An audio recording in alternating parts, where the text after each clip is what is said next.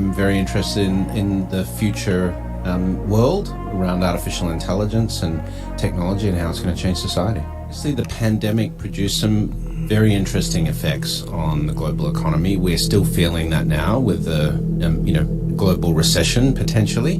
But if you look at some of the core issues facing human society as a result of COVID and the chaos that it wrought on our world, we have other crises that are coming that will also similarly impact the world. The first is obviously climate change. Climate change is going to have a long-term impact. We're talking about 30 to 50, maybe 100 years of disruption.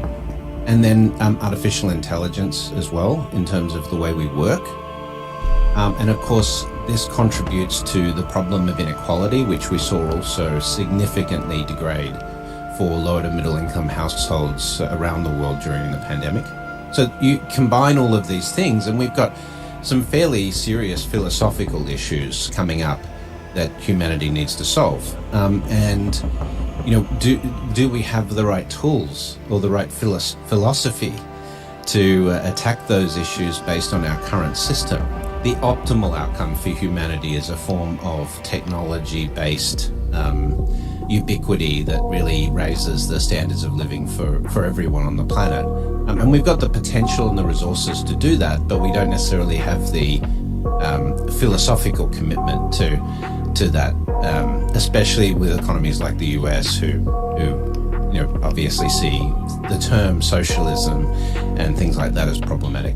We looked at the healthcare system in the US, which is extremely inefficient compared with other OECD countries. The US pays twice what countries in Europe, Western Europe, pay for healthcare outcomes, and often the healthcare outcomes in the United States are even poorer because it's a question of access to healthcare at the right price. So if you look at many of the mechanisms that we have emerging, we could radically change the cost of healthcare in the United States.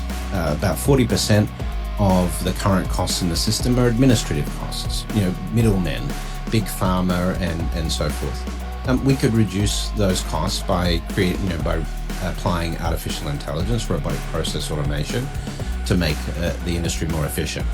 40% of diagnosis in the United States is incorrect. This is why you always ask for a second opinion. AI diagnostics tools, we could improve that accuracy, particularly in areas like oncology or cancer detection. We're now getting very, very good at using artificial intelligence for that. So, that can produce a radical cost impact. Then you've got gene therapy, where we can eliminate diseases from the genome. We've got more radical treatments like 3D bioprinted replacement organs and things like this. Applying all of those technologies over the next 20 or 30 years, we could reduce the cost of healthcare in the United States by 70%. If you could make healthcare freely available to everyone in the United States for 30% of the current system costs, why wouldn't you do it? And that's a very good question that I've not had any right-wing policy people in the United States, because their immediate argument will be, you can't do it, it's impossible. And we're saying, but if we could, would you be objectionable to full access to universal healthcare that the rest of the world has in developed economies? And of course, their immediate answer to that is, you won't be able to do that, because but of course, this requires a policy-based commitment at a national level. And that may be the challenge in the United States to get that, because you would have to reduce the power of those lobbying groups that currently are involved in law setting. But at the same time, the US has to be competitive compared with other economies. And so if these economies of scales are apparent in other economies, and they're seeing the cost of healthcare as a total percentage of GDP come down because of the application of this, then the US system is just going to seem more and more expensive compared with other systems, and they're going to have to make a modification, because US citizens and others won't go to the US for healthcare anymore. They'll choose other destinations. Clear that the intent of artificial intelligence, even from the days of Robert Heinlein and Isaac Asimov and others who wrote about the impact of AI more broadly, the intent of AI has always been to eliminate humans from the workforce through mechanical or computer-based automation. And so that's largely the intent. Now, that doesn't mean that all jobs will disappear. It does mean, though, that the way we think about work will have to adapt, because you'll no longer have the option of going and getting a job that's going to give you enough money to pay for your basic needs, because a lot of the jobs that are core to the service infrastructure of an economy today will be automated.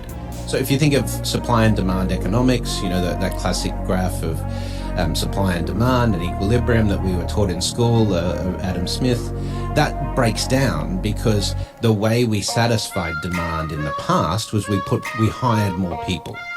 But in the future, you just throw more processing cycles at it. You throw more compute power at it, rather than more individuals. And if you look at the largest companies today, 9 out of 10 of the world's largest companies are technology companies that employ much lower numbers of people than the big industrial companies of the 1960s or 1970s in terms of their ability to generate the same amount of capital output. So we've already seen since the 1980s software-based elimination of humans in the workforce, and AI is just going to accelerate that. So then, you have to ask your question: what do you do with all these people who can no longer work to get paid to survive, right?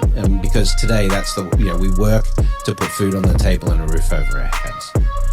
But the wealth that AI will create at an economic level means that we could provide universal basic income or universal basic asset structures for every citizen in the country because of that wealth that's being created by AI. So everyone can have enough food, they can have a roof over their heads, they can have free education and free healthcare, because AI will enable those things to be delivered very effectively.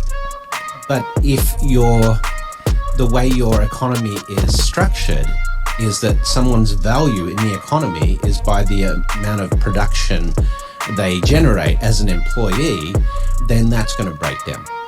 Now, this is going to happen over the space of 20 to 30 years, so it's not an immediate problem, but certainly by the mid-2030s, we're going to start to see higher levels of technology-based unemployment that is going to need a solution like universal basic income. Or we have to ban technology from companies so that humans are prioritized from an employment perspective.